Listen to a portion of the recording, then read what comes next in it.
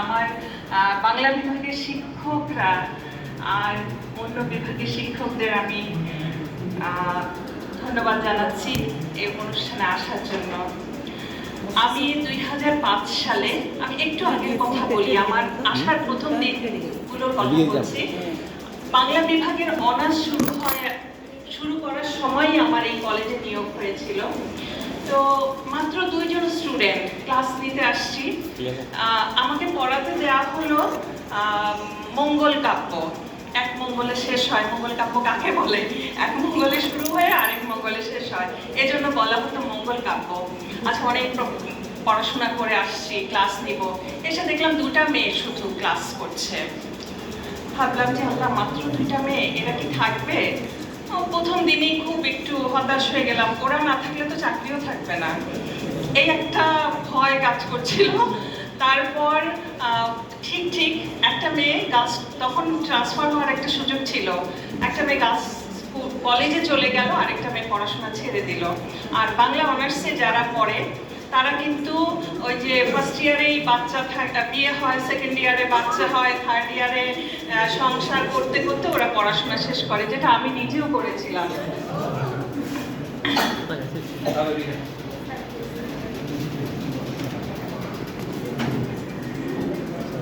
তারপর আমার এই যে শুরু হলো অনার্স, চাকরি, বাকিগুলো আমাদের স্যার বলে দেবে।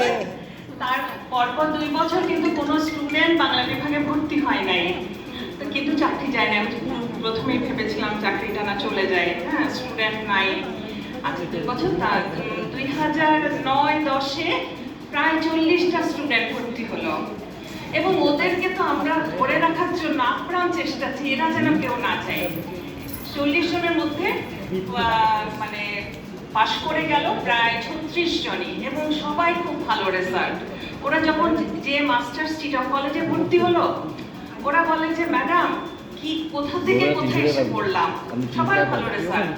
এবং ওরা এখন সবাই আমার সাথে এখন যোগাযোগ আছে, ওদের একটা মেসেঞ্জার গ্রুপ আছে, ওখানে ওরা আমাকেও অ্যাড করে দিয়েছে। সবাই ব্যাংকার। আমরা জানতাম যে বাংলায় পড়লে কোনো চাকরি হয় না, আমাদের স্টুডেন্টরা কিন্তু বেশিরভাগ ব্যাংকার, স্যামসাং কোম্পানির বড় এক্সিকিউটিভ হিসেবে, মানে বড় পোস্টে চাকরি করছে, তারপর স্কুলের টিচার, তারপরের ব্যাচেও আরো 25-30 জন স্টুডেন্ট ভর্তি হয়। এইভাবে বাংলা বিভাগ আর স্টুডেন্টের ঘাটতি হয় না, চাকরি চলে যাওয়ার ভয়টাও আর কাজ করে নাই। তো এইভাবে আমার প্রায় দীর্ঘ 20 বছরের স্টুডেন্ট। আমি যখন চলে যাচ্ছিলাম গত মঙ্গলবারে, যে আমার ক্লাস শেষ, আমার কাছে মনে হচ্ছিল যে এই পরিবারটা ফেলে চলে যাচ্ছি, যে এই পরিবারটা ফেলে চলে যাচ্ছে, ওদের কাছে আর আমি ফিরে আসতে পারবো না। আমার আমার পরিবার বা যে ছেলে মেয়ে, তাদের কাছে হয়তো আমি যাচ্ছি, ঠিক আছে, কিন্তু এই যে বাংলা বিভাগ, এই যে এমইএস কলেজ, এখানে আমি গত 1 বছর প্রতিটা জায়গায় হেঁটেছি আর ভেবেছি যে সামনের বছর তো আর এখানে আমার আশা হবে না। কিন্তু আমি আনন্দের সাথে আমার চাকরি জীবন শেষ করেছি। আমার ছাত্রছাত্রীদের অফুরন্ত ভালোবাসা আমাকে এই চাকরিতে আরেকটু বেশি আনন্দ দিয়েছে, আরেকটু না, অনেক অনেক বেশি আনন্দ দিয়েছে। আমার বাংলা বিভাগের অনেক স্টুডেন্ট ছিল যে পরীক্ষার ফিস দিতে পারছে না। আমরা সবাই বাংলা বিভাগের প্রতিটা টিচার বলছেন কোনো অসুবিধা নাই, ব্যবস্থা হয়ে যাবে, এবং তারা পরীক্ষা নিয়মিতভাবে পরীক্ষা দিয়েছে, ব্যবস্থা হয়েছে, এবং তাদের কোনো পড়ালেখায় ব্যাঘাত ঘটে নাই, ইয়ার লস হয় নাই। তো আমি চাইবো যে পরবর্তীতেও কোনো স্টুডেন্ট যেন মানে ফিসের অভাবে পড়াশোনা ছেড়ে না দেয়। তারা বাংলা ডিপার্টমেন্টের প্রতিটা শিক্ষক আমার কাছে মনে হচ্ছে আজকে যেন রত্ন একজন। ওরা ছেলে মেয়েদের ভালোবাসাটা নিতে জানে, ওরা আন্তরিক, ওনাদের কাছ থেকে তোমাদের অনেক কিছু শিক্ষার আছে। যত বেশি, এই যে হ্যাপি ব্যানার্জি, ও কিন্তু মাস্টার্স করে ফেলছে, তারপরেও ও আসছে। হ্যাপি খুব ভালো কবিতা লিখতো, গান করতো, ও কিন্তু আমাদের এখন আর স্টুডেন্ট নাই। আজকে অনেকে আমাকে মেসেজ পাঠিয়েছে যে ম্যাডাম, পরীক্ষা চলছে, আসতে পারছি না, সকালে হলে হয়তো আসতে পারতাম, কেউ অফিসে। আমি কাউকে খবর দিই নাই, ডিপার্টমেন্ট থেকে খবর পেয়ে ওরা সবাই আমাকে মেসেজ পাঠাচ্ছে, তাদের অফিস, তাদের ক্লাস, তাদের পরীক্ষা।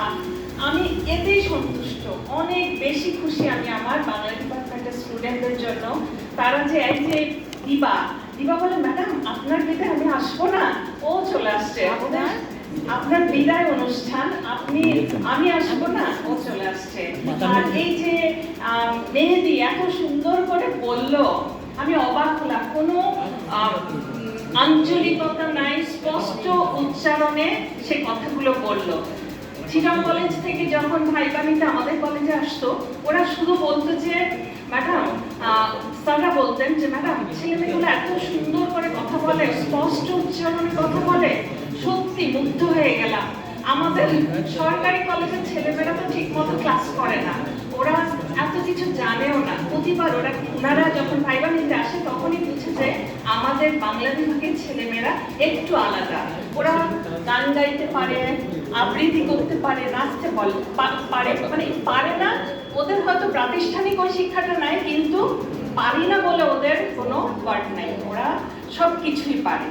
তো সবার জন্য অনেক অনেক শুভকামনা। আমার শিক্ষক, বাংলা বিভাগের শিক্ষকরা যে এত সুন্দর করে আমাকে বিদায় দিবে, আমার জন্য একটা আয়োজন করবে, আমি কখনোই ভাবি নাই। তো সবার ভালোবাসা নিয়ে দোয়া করবেন যাতে আমি বাকি জীবন সুন্দরভাবে কাটাতে পারি। সবাইকে অনেক অনেক ধন্যবাদ।